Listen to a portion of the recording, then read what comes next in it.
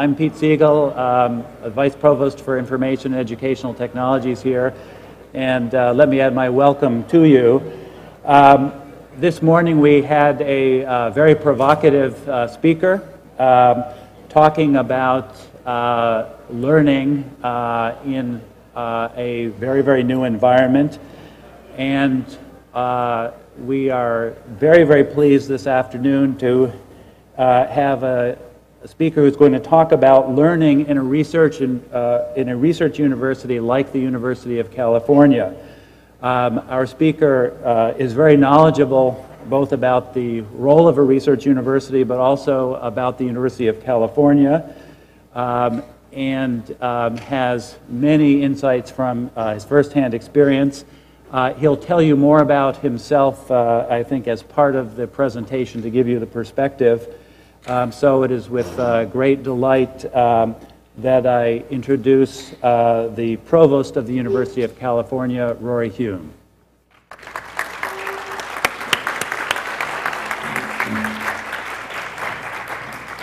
Thank you, Pete. Good afternoon. I'm delighted to be here with you, and I'm very happy for you to obviously continue to eat.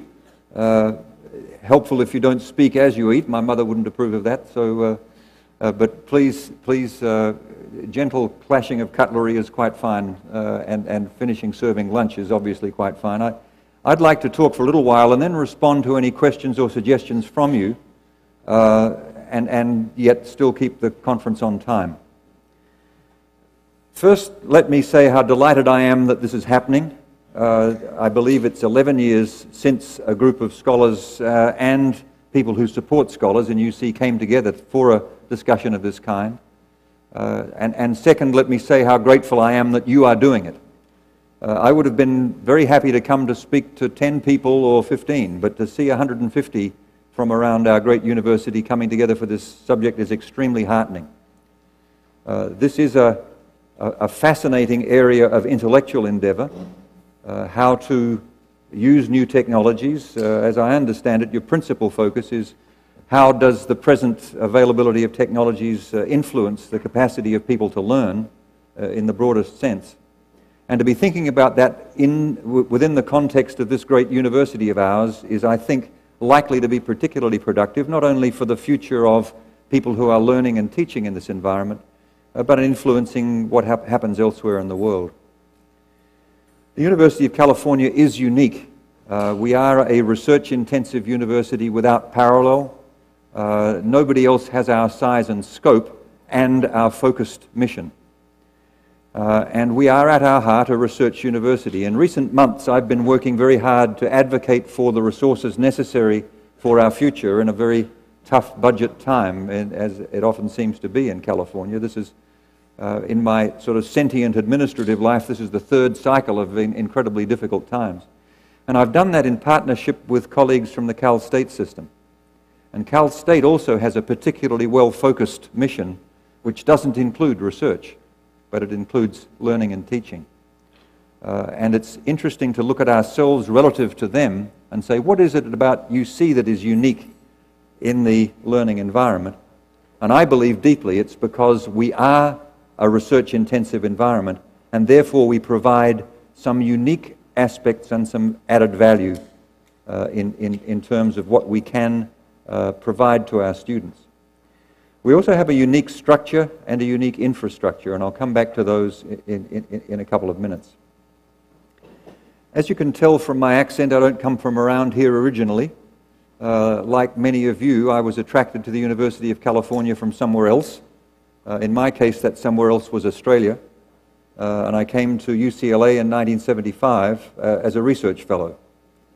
And then I was asked to stay to teach and research, and in my field, practice. I come from one of the health science fields, one of the less glamorous ones, dentistry.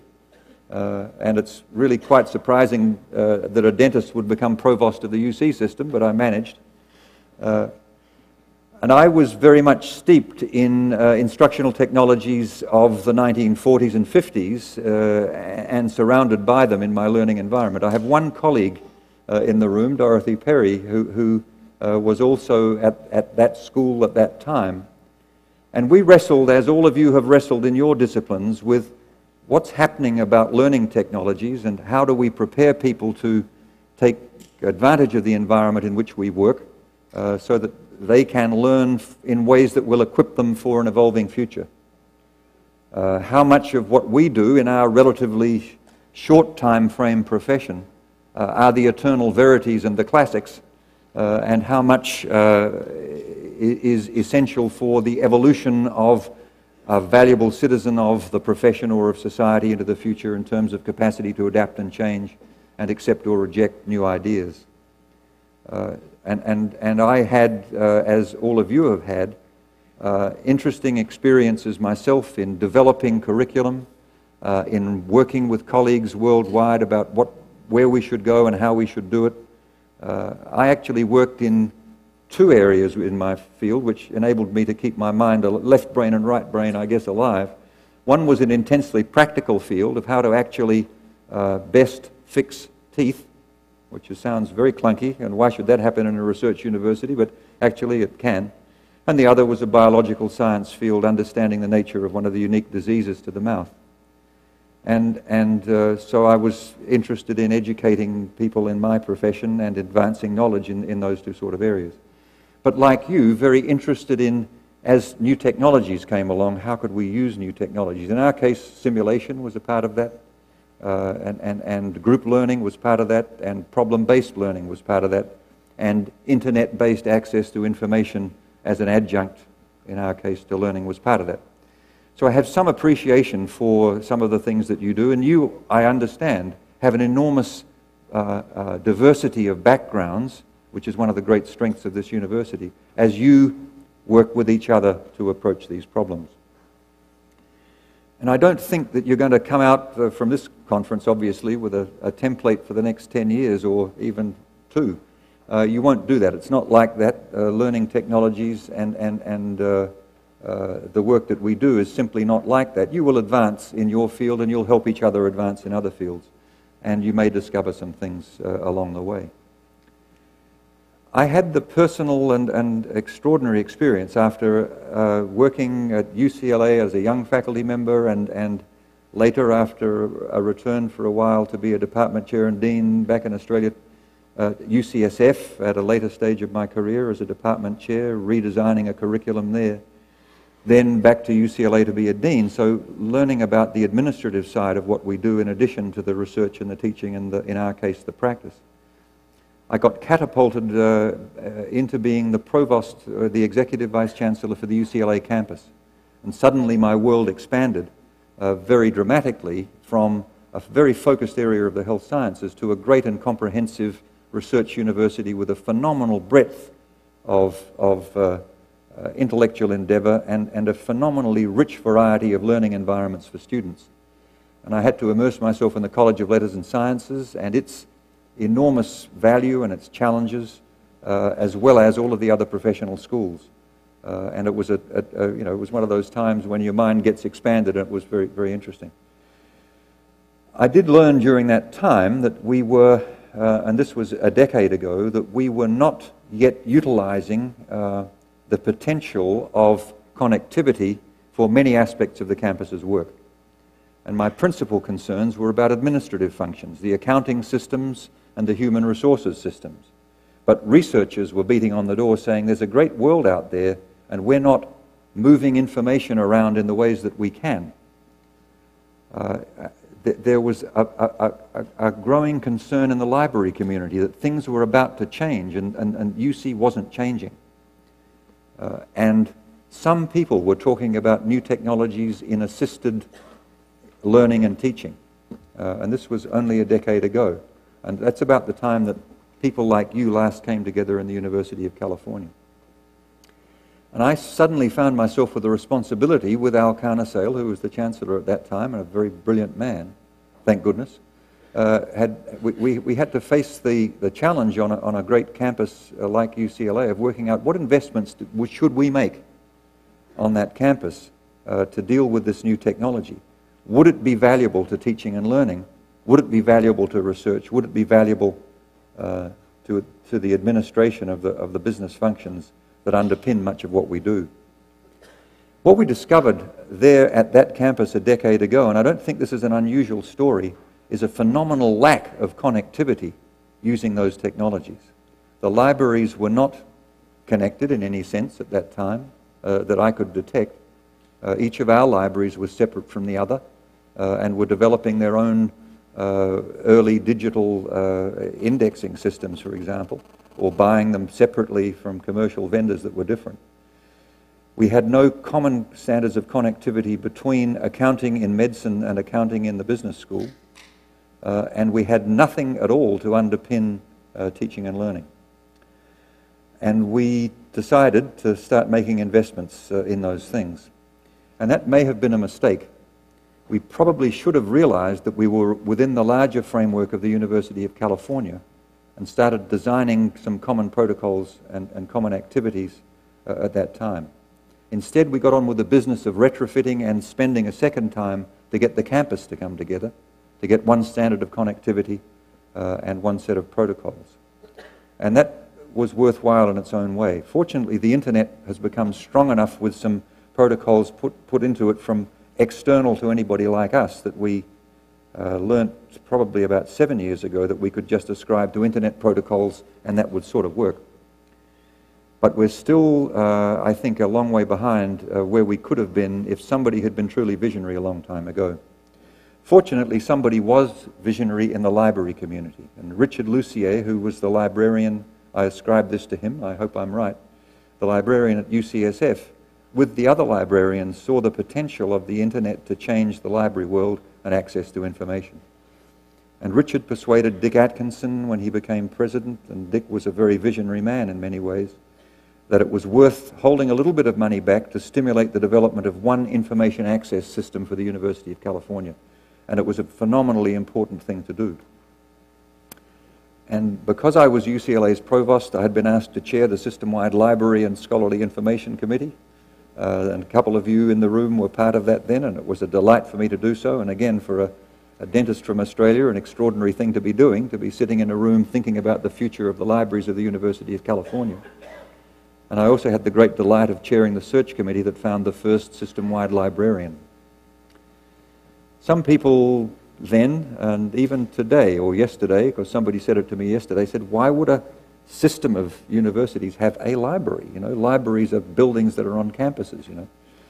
And we were able to see well ahead of that a decade ago, and thank goodness we did, because it saved us an enormous amount of money and given us infinitely greater capability.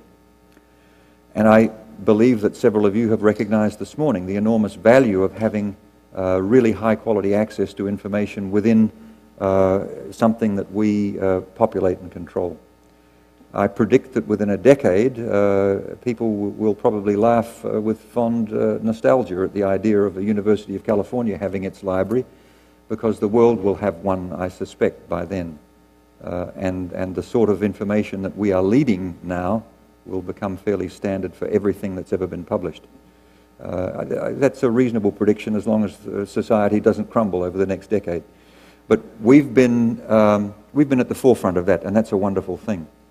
We haven't been as good with administrative systems at all. We're still struggling. I had to live in my present job and role through the horrors that came upon our heads because we couldn't tell who was getting paid what in this university. We had no way of accessing that information, and we got pummeled because we couldn't a couple of years ago, and that was an incredibly expensive lack. And we've got people sitting in rooms with pencil and paper putting together financial reports from around the system today. And that's an incredible lack as well. We're still not, the library is actually our greatest triumph as a system. Sorry to pin this on personal stuff, but it actually helps me frame my own thoughts and presentation here, and I won't go on for a great deal more time. One of the other wonderful things that happened to me when I became provost at UCLA is that I was asked to join a group of people who were thinking about the future of higher education. And it was a California colloquium, it was called, and it was educators mostly from UC, and we worried a lot about the future of UC, but we also worried about the future of higher education in general and how it could be financed in tough times and how we could deal with the rapid evolution of technology. Somebody could get me some water, I'd be grateful, because I've just discovered I need some. And at I think the second or third of those meetings, it was at the conference center at Irvine, which is a fine conference center, as many of you know. And sitting across the table from me was the Chancellor of UC San Diego, Bob Dines. And Bob was a physicist with a very different sort of mind and background than mine. And he said, or I said, I can't remember which of us said first, there's still enormous potential to be tapped in this complex of universities that is the University of California. And he and I followed that conversation on through lunch, and for some reason it appealed to me and it appealed to him, the potential that was still here, that history and some wonderful design, and everybody attributes, I think correctly, to Clark Kerr the great design of the master plan, which gave us a focused mission relative to Cal State. But because of the historic accident, in one sense, that Berkeley's first child was UCLA, which was the southern branch, it wasn't a separate university. In some senses, it was the same university. Means that today we still have, in one sense, a single university. We have one academic senate. We have one salary scale, I pray, if we can get back to it. We have one academic personnel manual, one set of standards for recruitment and advancement. We are, in some senses, a single university. We have one budget. We go to the state to negotiate once, not 10 times. We have one board of regents, which is a blessing because you wouldn't want to have 10. You really wouldn't want to have 10. And we are, in some senses, one university. We're also 10 universities. And 7 of those universities are operating at the highest level you can in this country. They're AAU standard. UCSF is way beyond AAU standards by many measures, and 6 are genuine, and it can't be a member of AAU because it's so focused in its disciplines. But we have 7 out of our 10, and the other, I mean, one's an absolute startup, and the other 2 are aspiring and will make AAU in not very long, is my prediction. Nobody else has done that. We have achieved a uniform, not a uniform because there's differences between our campuses, but we've achieved a far higher level of strength and eminence than any other university system has ever done. None of the other systems in the country comes in any way close to that, to what we are. So we're this unique single university in some senses, and also wonderful, great, and in many senses independent and even competitive campuses, with a phenomenal diversity of program. And I was sort of privileged to be in a room with Bob Dines back then talking about that. And I went back to work at UCLA as Provost, and Bob Dines went back to work at San Diego as Chancellor. And I guess 5 or 6 years later, he became president of the university. And a couple of years later, after some adventures elsewhere, I became his provost. One of the things that Bob had asked Marcy Greenwood, my predecessor, a wonderful person, and unfortunately left us, and I wish, and she's here on this campus, I wish she had stayed in the office of the president, very talented. One of the things he'd asked Marcy to do was to lead a thing called the Long-Range Guidance Team, which was to look out 20 years and say, what can this university become? And it shouldn't be a surprise to you that Bob's concept of, actually I haven't talked much about the concept. He asked me the question way back and we talked about it. But the Long-Range Guidance Team filled in the concept. And I'll give you my 2-minute download on the concept of how can we still be great 20 years from now. Actually, it's less than 20 now because he set it out to 2025, so time has ticked by. It's 18 years from now, 17 years from now. How can we still be great?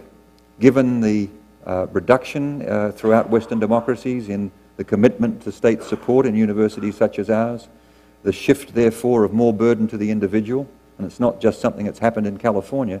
We've actually held it off better than many places, but it's happening. The great post-World War II, which created the intellectual environment in which most of us were educated, investments in public infrastructure, including education. Our voting cohort have backed away from that. Maybe it was too easy for all of us, I don't know. But we're not supporting that level of investment anymore as a society, and nor are many, many societies. A few are, China is, but we're not. how do we continue to excel with that backing away from public investment? First thing was we push back and we argue and we give every piece of argument that we can to the people of this state and this nation about the value of those investments. And we get now industrial partners to work with us to try and I've been doing that these last 6 months, to get all of the businesses and industries that we've created, from agriculture through to biotech, to say if you want these things to continue, you have to have, unfortunately it's great to be with Cal State, you have to have workforce and new intellectual property in order to drive an economy such as ours. But there is a backing away from that. More load on the individual, more partnerships with industry. That's the changing evolution, that's the changing state. What advantages do we have, was the question the long-range guidance team put to itself. And the great advantage is our size, our unity when it matters, and the diversity that we have within our programs. The differences between the campuses and the differences between programs on campuses can be a phenomenal asset. And the fact that we can come together when it counts can be a phenomenal asset. And you are coming together in a way that it counts, and you will be thinking and working about, is there anything that we can tweak in this university to make it better and easier and more effective for us to do the things that we're interested in? And there are some things. That group thought very well and very hard, and I was privileged to become its co-chair about a third of the way through its work, and with some wonderful people to work through and finish its product.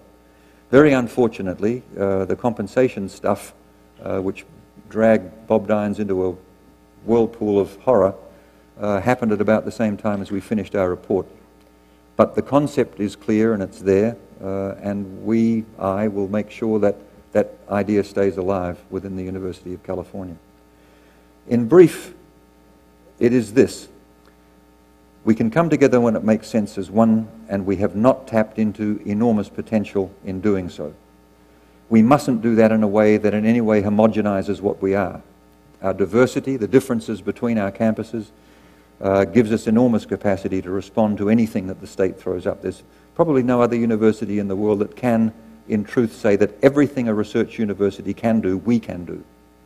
Others have to choose, we don't, because of our size, because of our scope. We need to come together much more in administrative systems to save money, to push more money up into our academic activities, and I think of it, I don't want to offend anybody, but I think of it below the line stuff and above the line stuff. Below the line is the accounting systems and the human resources systems. Above the line is the academic programs, the research and the learning and the teaching. We want to get as much money up there and as little money down there as we can, be as efficient as we can, and we do that best through the economies of scale of a university such as ours. And that's not the way we grew. I administered UCLA's administrative things, they all reported to me, and we didn't deal much with any other campus. We did it all ourselves because we said we can do it better than anybody, and everybody else said the same. We're getting out of that now. The library was our first great example of cooperation across the system. The library's sort of on the line. It's part administrative infrastructure. If you think of the work that we do as research and learning, then it's administrative support. And librarians might be offended by that, and there's a part above the line because it's intellectual activity. The library is our great example of coming together well as a system to do something that saved a lot of money and increased functionality for what we do. The health complex has actually cooperated now enormously together. They have a lot of administrative systems in support. They've done that out of pure self-interest in an incredibly competitive market. Our hospitals collaborate enormously now, and they're starting to collaborate above the line. They're starting to say, we won't do pediatric liver transplants here because it's as expensive as hell, but they can do that really well at UC San Francisco, and those kids don't need it this morning, they can have it next week. So that is some rational discrimination above the line. We haven't done very much academically, and we probably shouldn't do very much. When I was UCLA's Provost, Carol Christ, wonderful person, was my counterpart at Berkeley, and we were in discussion one evening over dinner, as fortunately occasionally we all get together, and I was saying, we have 83 languages at UCLA, and some of them are in real trouble. And she said, I think I have 85, and some of them are in real trouble, and I bet you they're the same ones. And we said, well, why don't we think about doing something about that? And out of that conversation came the Language Learning Consortium. which hasn't been a screaming success, but it's terrific that people are getting together to say, how can we rationalize some of the very small languages across the system, and what infrastructures that can we create that will support us all? One of the experiments was Arabic without walls. It failed because we didn't have a financial system behind it to support it. And we're not very good at doing things together across the system. One of the most exciting intellectual challenges that we've got coming up in the next couple of years is a system-wide school of global health, a single school across the system in a discipline that draws people from many disciplines that can operate in ways that we've never operated before. The Academic Senate will have to wrestle with it. We're not, even though on the books we allow people to take minors from around the system and get credit for them, we put a whole lot of impediments in people's ways to do that. And I love the System-Wide School of Global Health, which a group of wonderful people are working on, and working on very productively, because it'll, if it continues and we bring in substantial external resources, which we believe we can do to make that happen, it will force us to deal with some issues that will allow us to operate together as one on academic programs when it makes sense to do so. Now, some campuses feel a bit threatened by this. Some of our more highly ranked campuses fear being dragged down by being part of the whole. I don't believe that that's in any way a risk. I believe that they can be lifted up even higher by being part of a whole. One of my few disappointments in a job that I find really fascinating is that we haven't yet contributed to the development of Merced in the way that we could as a system. I was talking to Dan Greenstein, the wonderful person that we recruited as librarian and who now helps me with other things, on the way up. I don't think if we leave Merced alone that it will have a trajectory any different than Santa Cruz's trajectory or even Irvine's trajectory. It'll get along on its own, but it'll get on much more slowly than it could today. Merced could still develop its own unique strengths and become a stellar member of this constellation.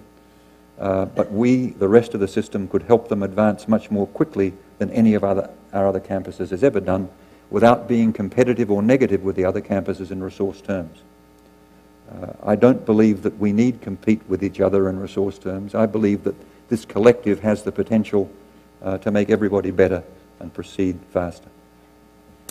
So that's, I took more than 2 minutes, didn't I? That's my download on the vision and the concept of UC 2025, the power and the promise of 10.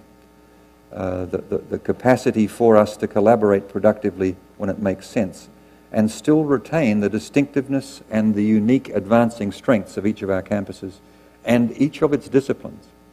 Occasionally we might say, you know, we can let this particular, and the easiest target unfortunately is politically placed minority language at a particular campus that is failing. We might be able to say, you know, if you really want to do a major in that, you should move to another campus. And if you want to do a minor, you should go to that other campus in summer. And if you want to be a graduate student in that discipline, then you can go to that other campus.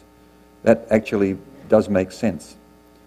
Not often do we have to do that. We're not poor by any sense. We're still, in aggregate money, the richest university the world has ever seen. We make Harvard look like small change, except in endowment, unfortunately.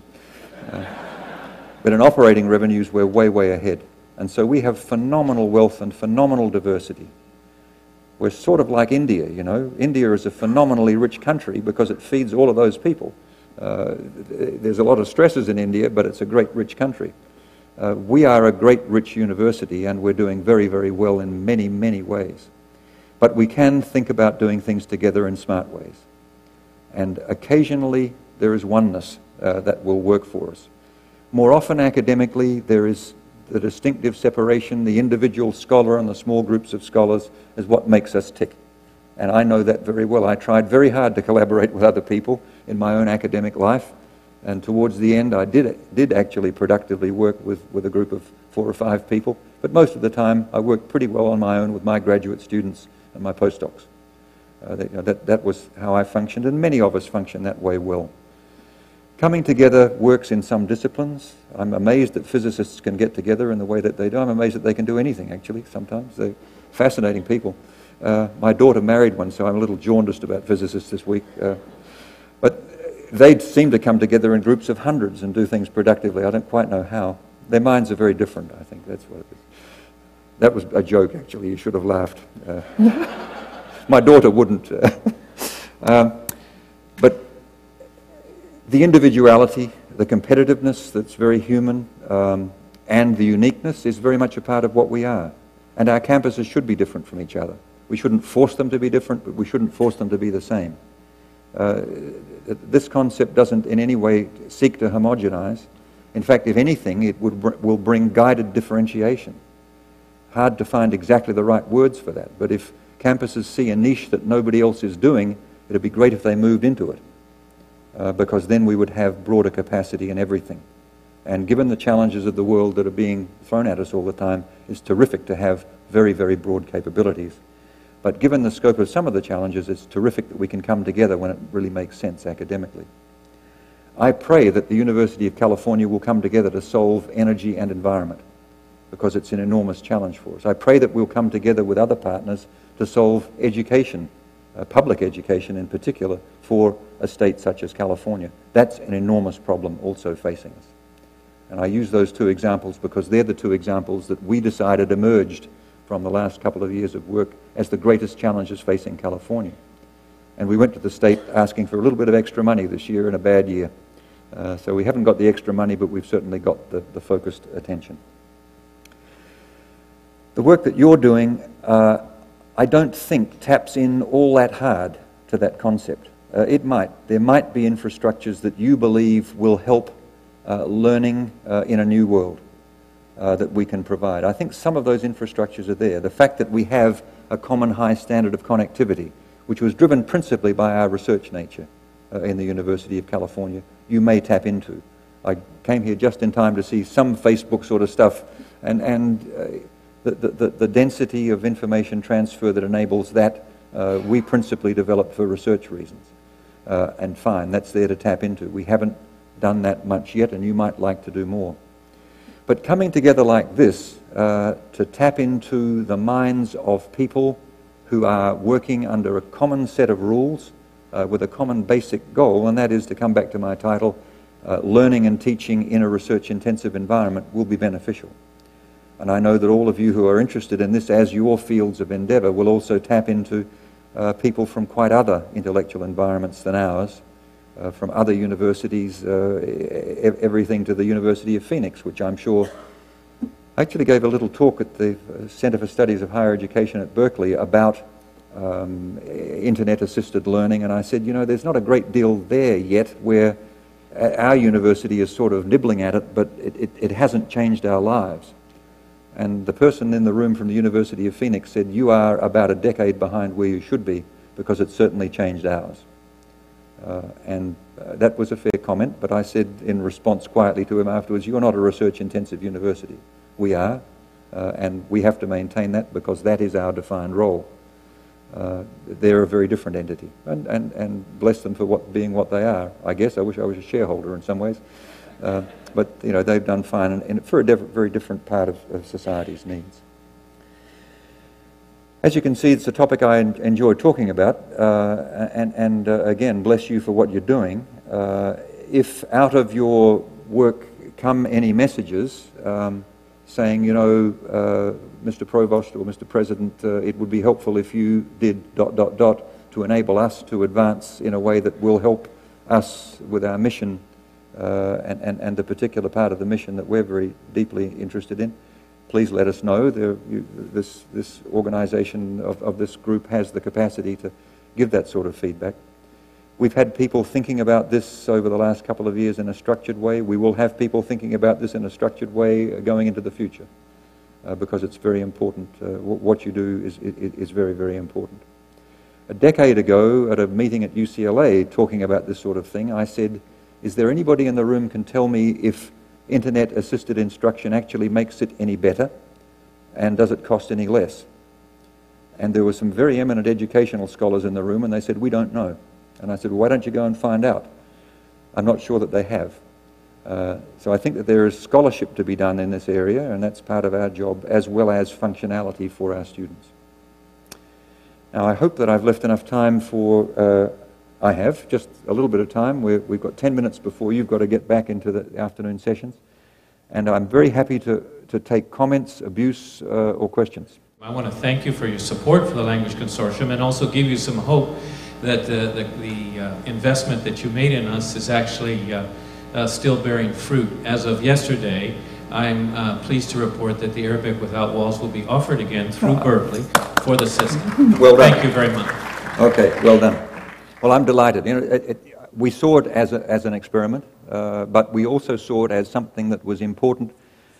We thought, you know, Carol and I felt that if this worked, then other things could work, and we would learn by it. So I'm so delighted that, Robert, you've done what you've done, and everybody who's been working so hard. You're out there on the edge in many ways, and I know other people are doing other things as well. So thank you. Hello, I'm Bruce Horn. I'm with Media Services at UC Santa Cruz.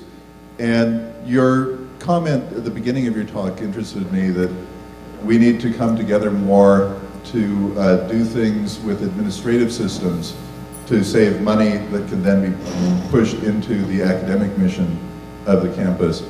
And my experience with that is that at the campus-wide level and at the system-wide level, there may be interest in doing that, but at the department level, and people who are in charge of administrative systems and people who support those, that they are very emotionally and politically invested in maintaining control and having those local systems. And I wonder if you could talk a little bit about how we could move in that direction in light of those sort of problems. Well, I'm delighted about the first part of your comment that there's interest at the campus level and the system level. If we've got that much aligned, that's terrific. There is when it really makes compelling sense. I mean, there's good sense and there's absolutely imperative sense. You know, there are always mechanisms to deal with that. You know, you can be brutal with money and orders if necessary. And there is this thing called the President's authority for particular times and events. And Dick Atkinson used that for the libraries, with a willing audience, actually. The librarians wanted it. But he had to hold back money in order to do it, which is a very dramatic act. It wasn't a great deal of money, as I recall, but it was enough to make it work. And so you can do that. So when it really makes sense to do something, and the will is strong enough, then the money and the instructions can come down.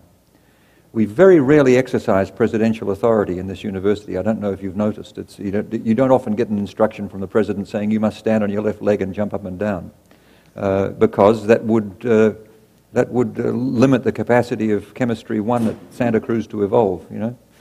So we allow a lot of freedom, and that frustrates some people. And people on the administrative side say, you academics are hopeless. No, we're not hopeless. We're the best university the world's ever seen. So that's far from hopeless. So when it makes sense, we can do it. Because we are a university and we're a mixture of people who are academics and administrators, the best thing to do is to be open about this. Dan Greenstein keeps on teaching me about open. Open is good. Talk about it, and this is the way that I have changed departments. Dabby Perry will remember me working on my particular department at UCSF for 2 years, doing open about a curriculum change. And then everybody was close enough to being on board to do it. So open discussion of value is where you begin, and then you can make decisions, and usually resources are required to be moved in order to do that. Thank you. Well, bless you for what you're doing, and enjoy this afternoon and tomorrow. Thank you.